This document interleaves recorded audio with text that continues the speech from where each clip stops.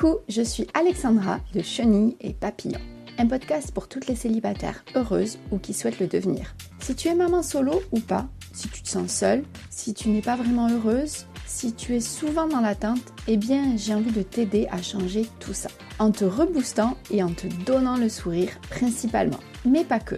Dans ce podcast, je te partage mon expérience, mes astuces, des exercices qui m'ont permis de mieux vivre mon célibat au quotidien.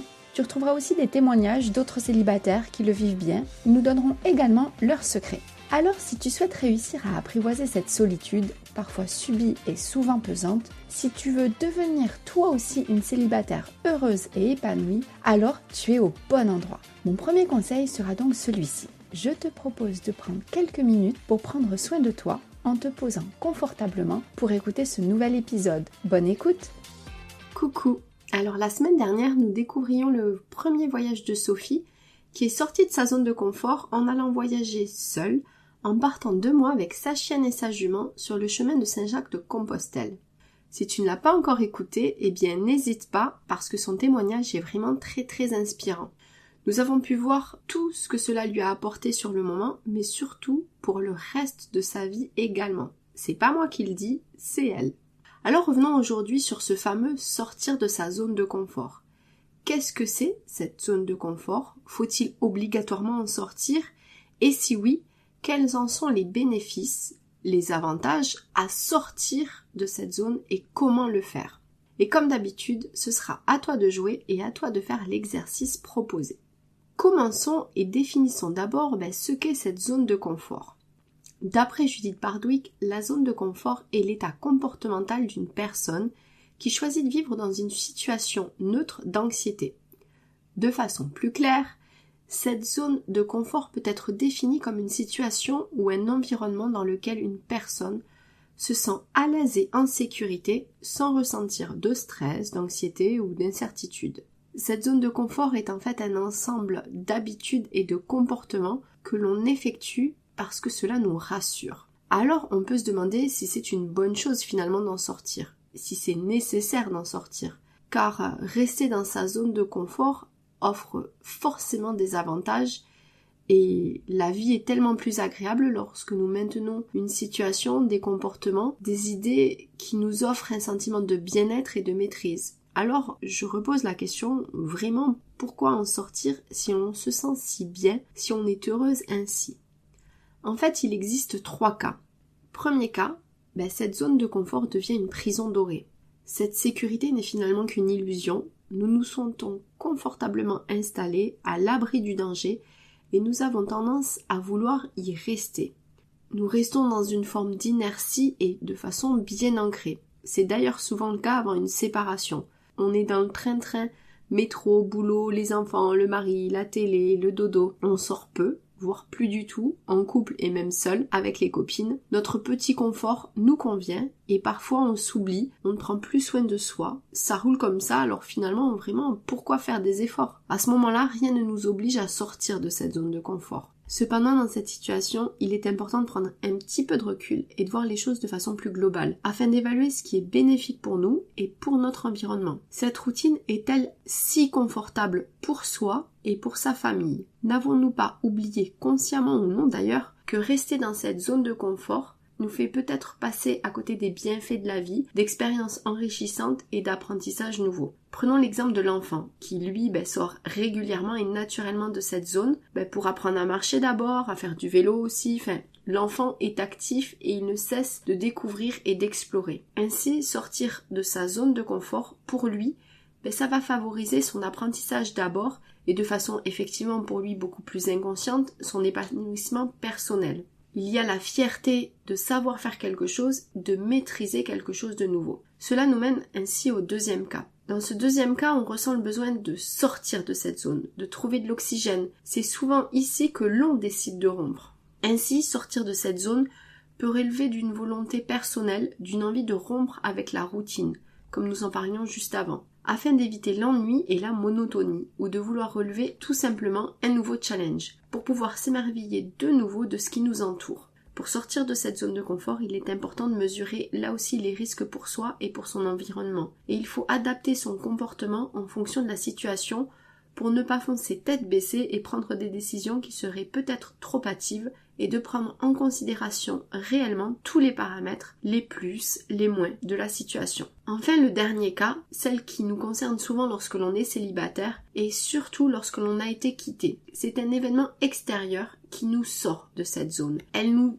expulse même de cette zone qui était vraiment si confortable. Et oui, c'est quelque chose d'indépendant de notre volonté qui nous a réveillés brutalement et qui nous a fait sortir, comme je le disais, de façon vraiment très très brutale, comme une séparation ou un divorce. On a l'impression que cela nous tombe dessus et cela nous propulse carrément dans une zone de peur. La vie nous oblige à sortir de cette zone contre notre gré et ça, on n'a pas le choix, il va falloir faire avec. Avant de savoir donc comment sortir de cette zone de confort, examinons d'abord les différents avantages. Si tu es célibataire et que tu n'as pas choisi cette situation, cette zone est encore plus inconfortable pour toi. Mais malgré tout, tu peux bénéficier des mêmes avantages et je vais t'aider à en prendre conscience. Alors les premiers avantages à sortir de cette zone de confort, c'est que ça permet une croissance personnelle. Ça permet d'avoir l'opportunité d'apprendre de nouvelles choses, y compris sur nous-mêmes. Cela peut nous aider à nous développer personnellement et à améliorer notre estime de nous, de soi, bref, tu m'as comprise. Donc ça permet de renforcer cette confiance en soi, de relever de nouveaux défis qui peuvent effectivement parfois nous mettre mal à l'aise, mais ça nous permet malgré tout de développer cette confiance en nous-mêmes. Nous apprenons que nous sommes capables de surmonter des obstacles et que nous pouvons réussir même dans des situations difficiles. Sortir de cette zone nous permet donc de découvrir de nouvelles expériences, de nouvelles perspectives. Nous avons l'opportunité de rencontrer de nouvelles personnes, de découvrir de nouveaux endroits et de vivre de nouvelles aventures que nous n'aurions jamais imaginées auparavant. Ensuite, ça permet également une certaine réduction de l'anxiété et du stress. Et oui, parce que lorsque nous sortons de cette zone de confort, nous réalisons que nos peurs sont souvent irrationnelles et que nous pouvons les surmonter en faisant face à nos craintes. Cela peut donc améliorer ce bien-être physique et mental. Ensuite, ça stimule notre créativité. Et oui, parce que il faut bien s'obliger à trouver de nouvelles façons de résoudre les problèmes, de répondre à des défis que l'on n'avait pas avant. Donc cela stimule cette créativité, notre imagination, et cela peut donc être bénéfique dans tous les aspects de notre vie, nous permettant de voir les choses sous un angle différent.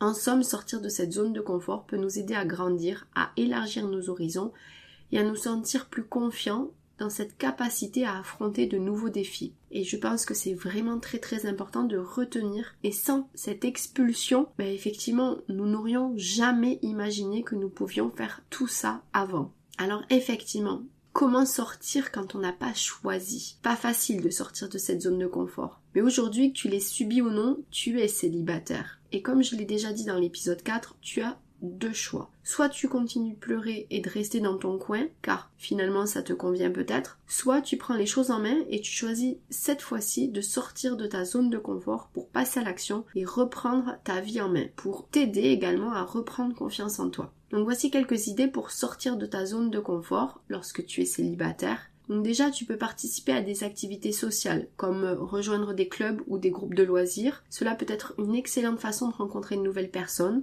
en partageant les mêmes intérêts. Cela peut inclure des activités comme le sport, l'art, la cuisine, les voyages. Pour expérimenter de nouvelles sensations, je pense au sport par exemple, l'escalade, le BMX, bref. Pour ma part, j'étais déjà inscrite depuis de nombreuses années dans un club photo, mais mon petit confort me convenait bien et je trouvais toujours des excuses pour rester en famille avec mon compagnon de l'époque et mon fils. J'y allais donc très peu et surtout je ne m'investissais que superficiellement. Mais depuis ma séparation, j'ai pris l'habitude d'y aller beaucoup plus régulièrement, de m'investir plus et notamment durant le festival photo que nous organisons tous les ans. J'ai grâce au club rencontré de très belles personnes qui sont aujourd'hui devenues des amies avec qui je pars en vacances ou en week-end, que je n'aurais jamais fait si j'étais restée en couple. Ensuite, tu peux également utiliser les réseaux sociaux pour sortir de cette zone et rechercher des groupes ou des communautés en ligne qui partagent donc tes centres d'intérêt. Tu peux les rejoindre et commencer à interagir avec eux sur les réseaux sociaux. Pour ma part, j'ai pu m'inscrire sur un groupe de randonnée sur Facebook et cela m'a permis de rencontrer de nouvelles personnes et même si effectivement il n'y a pas forcément eu de suite ou d'amitié créée derrière, j'ai au moins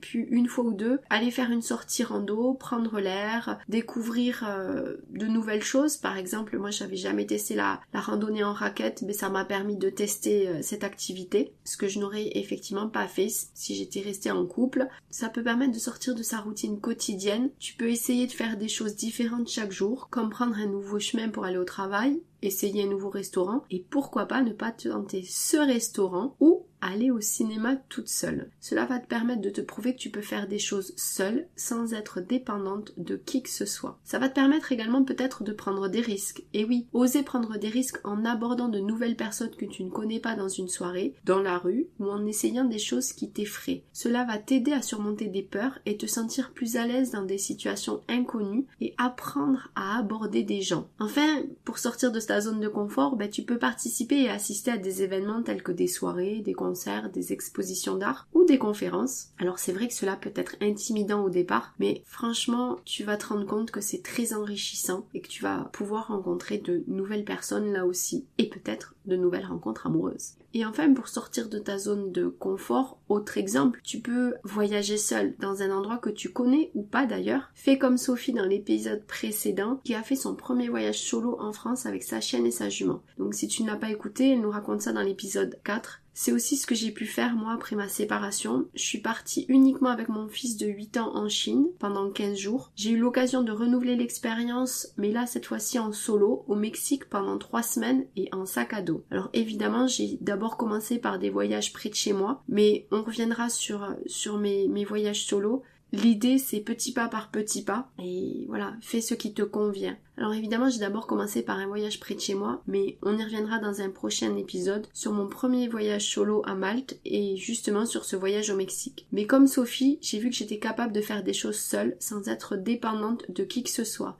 Et je peux te garantir qu'en faisant cela, ça te permet de t'aider à reprendre confiance en toi et d'être beaucoup moins dépendante des autres. Alors aujourd'hui, je te propose un nouvel exercice.